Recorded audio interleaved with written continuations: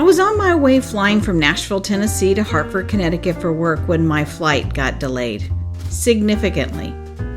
After an overnight in a city I didn't want to be in, I finally boarded my flight utterly exhausted, and I'm sure I looked visibly frustrated. The only silver lining, I got bumped up to first class. When I boarded the flight, I was in a row with only 2 seats and I had a window seat. Just as the door started to close, the last passenger arrived. Turns out he was my seatmate. As he walked toward the seat next to me, I sized him up. He had on the most perfect cut of a suit. Immaculate. He had on horn-rimmed glasses and the most precise, neat haircut known to man. No suitcase, not even a briefcase, just a Wall Street Journal that was perfectly folded in half and then folded again, and his phone on top. He looked totally put together, like a perfect advertisement for the successful traveling guy. I had him pegged in a matter of seconds. He took a seat next to me, opened his newspaper, and just picked up from wherever he had been reading last. The flight takes off. And after a few minutes, he ever so slightly turns down the corner of his newspaper and he says to me, "Hey, can I ask you a question?" I looked at him a bit surprised and I said, "Sure."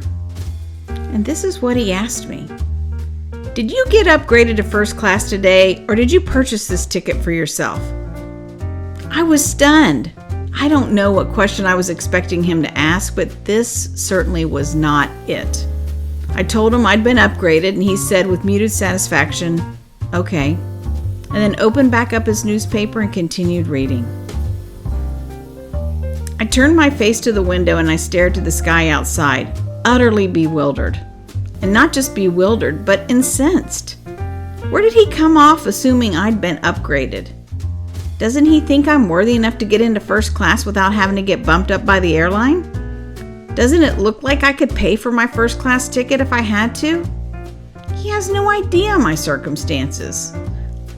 On and on these thoughts raced through my mind, and no matter how much I tried to focus my thoughts on something else, I kept turning to that newspaper, trying to bore a hole through it so he could telepathically receive my indignation.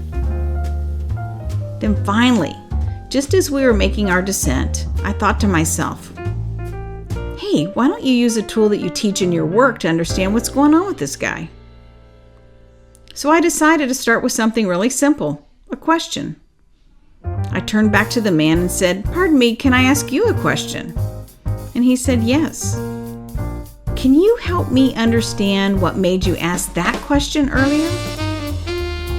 And he said, "Yeah, every time I'm on a flight, I wonder who is stupid enough to pay full price for a first-class seat." I laughed out loud. This was not at all the response I expected. He had no idea of all the stories I'd been making up about his perfect self and how he assumed his wallet was so much fuller than mine. So I just laughed to myself, smiling from ear to ear, because this proved to me that something that I teach people all the time is part of my work, that the stories we create in our heads about others are rarely generous and mostly untrue. Rarely do I give to others the good intentions I want them to assume about me. I could have saved myself a full hour of a headache and agitation if I'd only taken 30 seconds to ask him a question. Because the truth is, simple questions asked out loud are far more helpful than the complicated stories that I make up in my head.